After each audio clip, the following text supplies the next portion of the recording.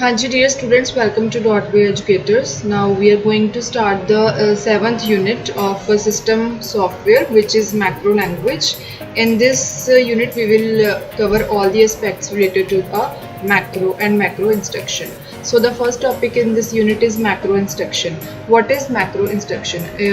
Macro instruction is a group of programming instructions that have been compressed into a simpler form and appear as a single instruction. So जो आपके पास macro एक instruction होती है वो क्या है, आपके पास एक group of programming instruction होता है, मतलब एक statements of statement, एक block of statement है वो आपके पास, ठीक है, जिसको आप एक सिंपलर फॉर्म में कंप्रेस करते हो, रिप्रेजेंट करते हो और उसको एक सिंगल इंस्ट्रक्शन की फॉर्म में आगे फर्दर एक्सप्रेस किया जाता है.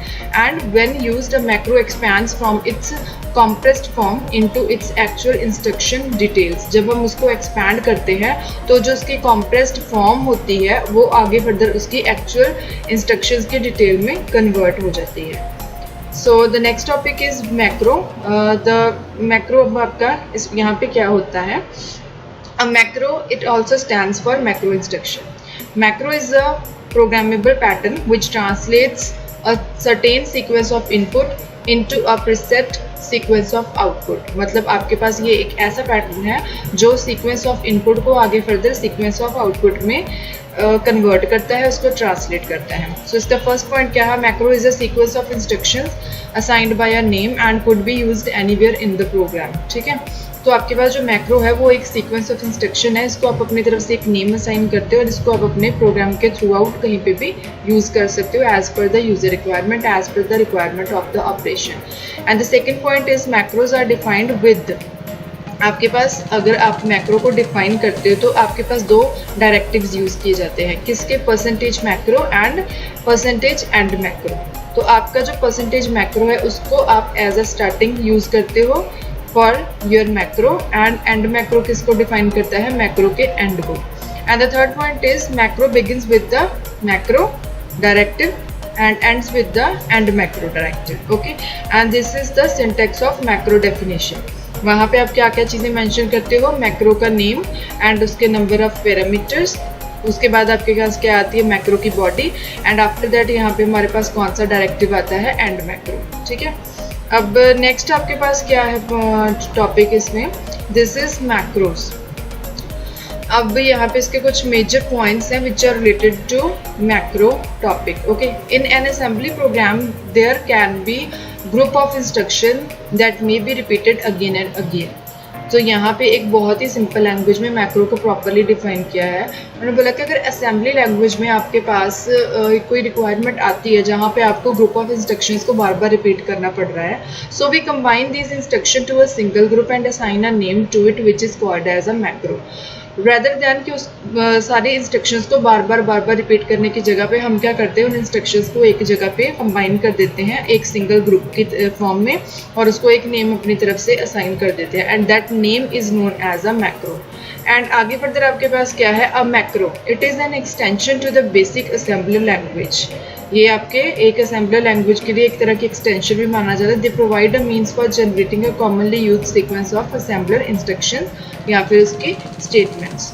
तो वो एक अपना मतलब आपकी जो सीक्वेंस ऑफ इंस्ट्रक्शन है या स्टेटमेंट्स है उनको एक प्रॉपरली एक उनके लिए एक मीनिंग जनरेट करता है, एक तरह का उनके लिए एब्रीविएशन जनरेट की जाती है. नेक्स्ट क्या है आपके पास? द सीक्वेंस ऑफ इंस्ट्रक्शंस और statements will be coded one time with in the macro definition. Whenever the sequence is needed within a program, the macro will be called. आप उसको प्रॉपरली डिफाइन करते हो sequence of instructions को, ठीक है, और उसको एक टाइम आप डिफाइन कर देते हो उसके नेम को. एंड जब भी उस सीक्वेंस ऑफ इंस्ट्रक्शन की आपको ज़रूरत पड़ेगी अपने प्रोग्राम में, आप उस वन टाइम जो आपने नेम डिक्लेयर किया है उसको आप वहाँ पे कॉल करोगे तो वो सीक्वेंस ऑफ इंस्ट्रक्शन या फिर सीक्वेंस ऑफ स्टेटमेंट्स वहाँ पे एग्जीक्यूट हो जाएगा. And the last point is macro. It is defined as a single line abbreviation for a group of instructions. Normal है, हमने पहले भी ये डिस्कस किया है. तो मैक्रो क्या है आपके पास? वो एक तरह का एक सिंगल लाइन का एक एब्रीविएशन है, एक शॉर्ट नेम है जिसको आप प्रोवाइड करते हो किसको? एक ग्रुप ऑफ इंस्ट्रक्शन को. सो दिस इज द सिंटैक्स जो हमने पहले भी अभी पढ़ा था. क्या है आपके पास? मैक्रो का नेम, देन आफ्टर दैट हम लोग क्या डिफाइन करते हैं? मैक्रो की body. And MEND, what is MEND? Macro end. अब मैक्रो एंड में कुछ उसके जो पॉइंट्स हैं, execution is fast in macro, there is no transfer of control in macro, ठीक है, जो इसका एग्जीक्यूशन होता है वो फास्टर होता है, एंड यहाँ पे कोई भी इसका ट्रांसफॉर्मेशन नहीं होती है या कोई फिर ट्रांसफर कंट्रोल जो है वो इसमें प्रेजेंट नहीं होता है। एंड इसके मैक्रो प्रोसेसर के कुछ आपके पास फीचर्स आ जाते हैं, रिकॉग्नाइज द मैक्रो डेफिनेशन, ठीक है, and save the macro definition, and it also recognize the macro call, it also perform the macro expansion. ये वाले पॉइंट्स आगे फर्दर चलकर उनको elaborate किया जाएगा। And the next topic is macro processor. Now macro processor is what, आपके पास जैसे उसका नेम ही डिफाइन कर रहा है कि मैक्रो जो प्रोसेसर है वो मैक्रो की इंस्ट्रक्शंस को या उसकी स्टेटमेंट्स को प्रोसेस करने के लिए हम लोग इसको यूज़ करते हैं। The first point is in this topic, macro represents a group of commonly use statements in the source programming language, ठीक है, जो आपके पास मैक्रो है उसको हम किस चीज़ के लिए यूज़ करते हैं, ग्रुप ऑफ स्टेटमेंट्स को उनको रिप्रेजेंट करने के लिए ये यूज़ किया जाता है, या मैक्रो जो प्रोसेसर है वो इस सारी इंस्ट्रक्शंस को रिप्रेजेंट करता है in the form of source programming language.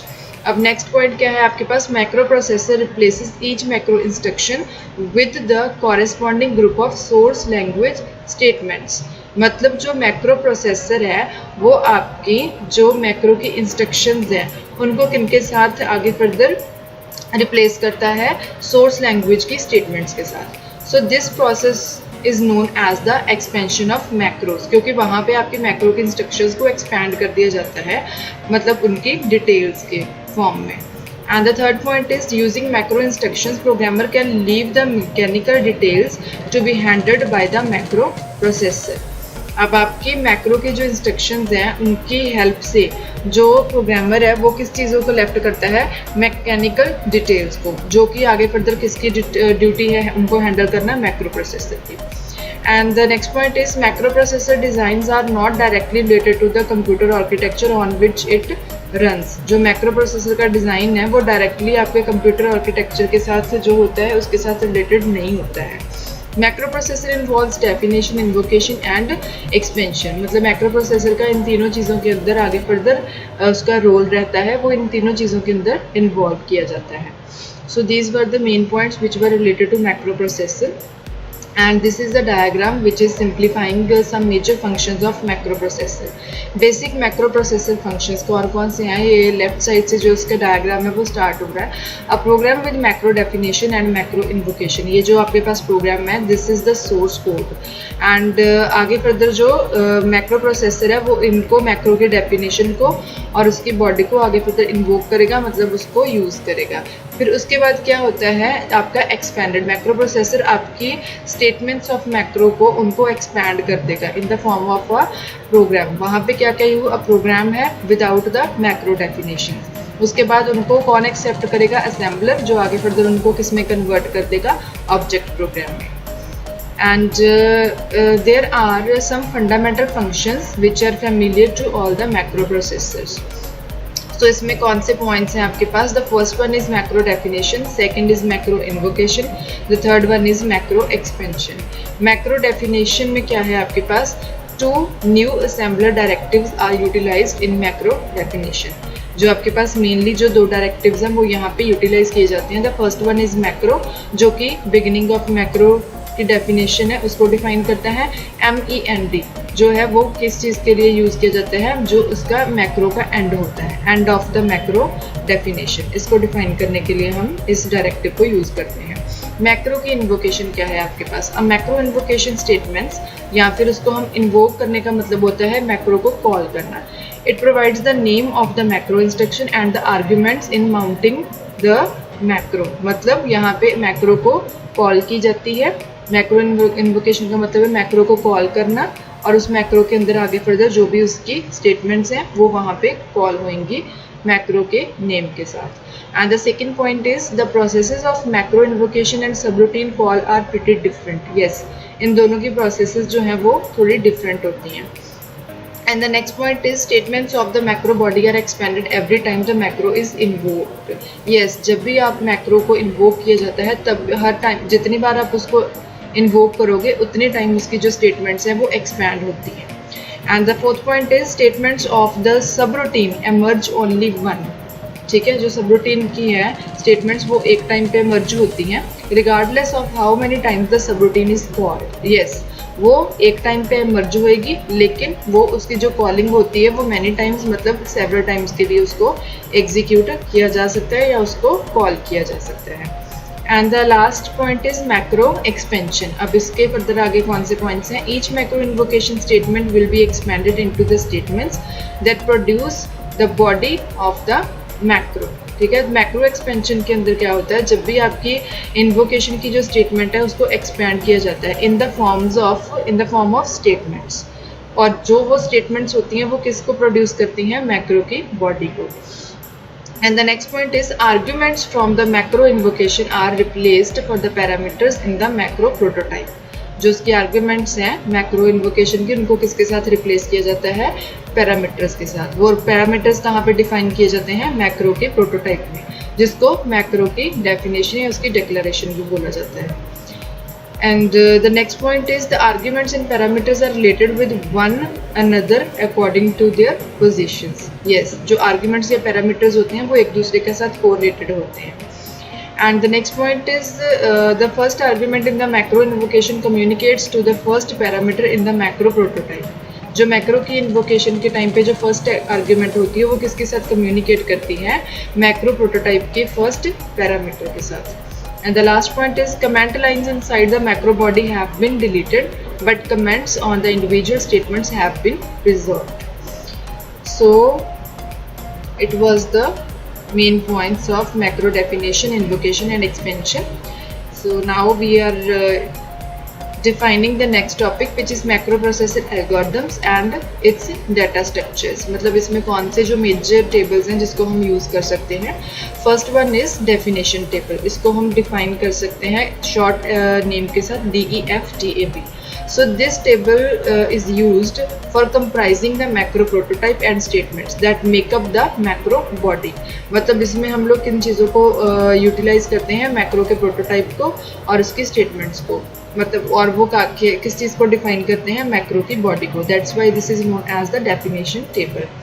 And the next point is name table, जिसको हम आगे फर्दर शॉर्ट नेम के साथ भी डिक्लेयर करते हैं NAMTAB। ठीक है, name table. And this first point is references to macro instruction parameters are transformed to a positioner entered into NAMTAB which provides the index to define table. मतलब आपके उसको डिफाइन टेबल के index को वो आगे further provide किया जाता है। क्या प्रोवाइड किया जाता है? जो नेम टेबल के अंदर डिफाइन होता है या उसको जिसको डिक्लेयर किया जाता है। सो नेक्स्ट है आपके पास machine independent macro processor features. इसमें कौन कौन से आपके फीचर्स आते हैं? The first one is concatenation of macro parameter. अब यहाँ पे जो कंकैटिनेशन है उसका मीनिंग क्या होता है? कंकैटिनेशन का मीनिंग हमेशा ये होता है जो आगे फर्दर दो स्ट्रिंग्स को ऐड ऑन करे या फिर उनको ज्वाइन करे। ठीक है, so this is known as the concatenation, मतलब कि joining two strings into one string. And the next point is in the context of macro expansion, concatenation refers to joining two lexical units into one longer one. ठीक है, तो यहाँ पे जो macro expansion है वहाँ पे कंकैटिनेशन किसको रेफर कर रही है? ज्वाइनिंग टू लेक्सिकल यूनिट्स, जिसको आप दो लेक्सिकल यूनिट्स को आगे फर्दर एक लॉन्गर वन यूनिट के अंदर कंकैटिनेट कर रहे हो या तो ज्वाइन कर रहे हो। And the third point is specifically an actual argument to the macro can be concatenated with another actual argument. Yes, जो आपके पास एक actual argument है उसको आप किसके साथ concatenate कर सकते हो? Next one actual argument के साथ. So now we are having the next topic, generation of unique labels. मतलब कौन कौन से नए unique labels हैं जिनको आगे further generate किया जाता है। So labels in the macro body may cause the duplicate labels. अगर आप जनरेट कर रहे हो यूनिक लेबल्स को तो वहाँ पे क्या होएगा? उसका डुप्लीकेशन मतलब रेप्लिकेशन हो सकती है उसकी। And this problem if the macro is invocated and expanded multiple times. तो ये जो प्रॉब्लम है कब अराइज होती है? जब आपका जो मैक्रो है या मैक्रो का जो नेम है उसको आप मल्टीपल टाइम्स आप इन्वोक करते हो या उसको एक्सपैंड करते हो या उसको कॉल करते हो, तो उतनी बार उसके साथ रिलेटेड जो डुप्लीकेट लेबल्स हैं वो भी जनरेट होते हैं। And the second point is use of relative addressing at the source statement level is very inconvenient, error prone and difficult to read. Yes, अगर आप relative addressing को use कर रहे हो, कहाँ पे use कर रहे हो? source statement के level पे, मतलब initial stage के ऊपर, तो वो हम पे क्या हो सकती है, उसके कॉन्सिक्वेंस क्या हो सकते हैं? इनकन्वीनियंस हो सकती है, एरर प्रोन हो सकती है, या फिर it can be difficult to read. Okay, and the third point is it is highly desirable to let the program use label in the macro body. Okay, and the second point is let the macro processor generate the unique labels for each macro invocation and expansion. तो ये इन दोनों चीज़ों के लिए ज़्यादा reliable है. And next क्या है आपके पास? Conditional macro expansion. The next topic in this unit is conditional macro expansion. As its name is simplifying this is the macro expansion but based on some conditional. So what is the conditional macro? The macro processor replaces each macro instruction with the corresponding group of source language statements. मतलब जो आपका macro processor है वो आपके जितने भी micro के instructions हैं उनको रिप्लेस करता है किनके साथ? सोर्स लैंग्वेज स्टेटमेंट्स के साथ. And this is known as the macro expansion और एक्सपेंडिंग द मैक्रोस. मतलब वो आगे फर्दर उनको एक्सपैंड करना है. एंड जो कंडीशनल असेंबली है this can be achieved with the help of AIF and AGO statements. इन दोनों स्टेटमेंट्स की हेल्प के साथ कंडीशनल असेंबली को अचीव किया जाता है. AIF statement is what? It is used to specify the branching condition. अगर आपकी जो कंडीशन है उनको वहाँ पे स्टेटमेंट्स को या फिर प्रोग्राम के कंट्रोल को ब्रांच करवाने के लिए इस स्टेटमेंट को यूज़ किया जाता है. This statement provides the conditional branching facility. मतलब कंडीशन के बिहाफ पे कंट्रोल को एक लोकेशन से दूसरी लोकेशन पे मूव करवाना. इसका सिंटैक्स है आपके पास AIF and after that we specify the condition then the label. And the second point is AGO statement. This statement provides the unconditional branching facilities. ठीक है, जो ये आपके पास क्या है? AIF क्या कर रही थी? Conditional branching. यहाँ पे क्या है? Unconditional branching facility. एंड यहाँ पे हम कोई भी कंडीशन जो है वो स्पेसिफाई नहीं करते. और इसका क्या आपके पास सिंटैक्स है? AGO and then label only. यहाँ पे कोई भी कंडीशन जो है वो स्पेसिफाई नहीं की जाती. And the next topic in this unit is keyword macro parameters. आपके पास मैक्रो कीवर्ड कौन कौन से आ जाते हैं? Sorry, keyword macro parameters. Symbolic parameters. अब सिंबॉलिक पैरामीटर की आगे फर्दर कैटेगरीज जो होंगी वो डिक्लेयर की जाएंगी. Symbolic parameters are used in a macro definition and are assigned a value by the programmer. इनको हम कहाँ पे यूज़ करते हैं? मैक्रो की डेफिनेशन के अंदर. और इनको वैल्यूज़ कौन असाइन करता है? Programmer, which is programming these parameters. And when the macro is called, these parameters are replaced by the values that are assigned to them. जब मैक्रो को कॉल किया जाता है तो ये पैरामीटर्स को आगे फर्दर उन वैल्यूज़ के साथ रिप्लेस कर दिया जाता है. And there are two types of symbolic parameters. कौन से हैं? The first one is positional parameter and the second one is keyword parameters. So positional parameters हमारे पास क्या थे? They are the symbolic parameters that must be specified in a specific order every time the macro is called. तो ये आपके पास एक ऐसे symbolic parameters होते हैं जिनको स्पेसिफाई करना ज़रूरी होता है. किस टाइम पे? एक पर्टिकुलर ऑर्डर के अकॉर्डिंगली, जिस ऑर्डर के अकॉर्डिंगली आपके मैक्रो को कॉल किया गया है. And the second point is keyword parameters. Keyword parameters क्या है? These are also called the symbolic parameters that can be specified in any order when the macro is called. मतलब इनको आप किसी भी ऑर्डर के अकॉर्डिंगली स्पेसिफाई कर सकते हो, लेकिन जो पोजिशनल पैरामीटर्स है उनको एक पर्टिकुलर ऑर्डर के अंदर आपको स्पेसिफाई करना पड़ता है. ठीक है, जैसे आपका मैक्रो कॉल किया, दैट्स वाई उनको पोजिशनल पैरामीटर बोला जाता है और इनको कीवर्ड पैरामीटर्स बोला जाता है. So this was the end of this unit and I hope all the topics are clearly defined in this. So thank you so much.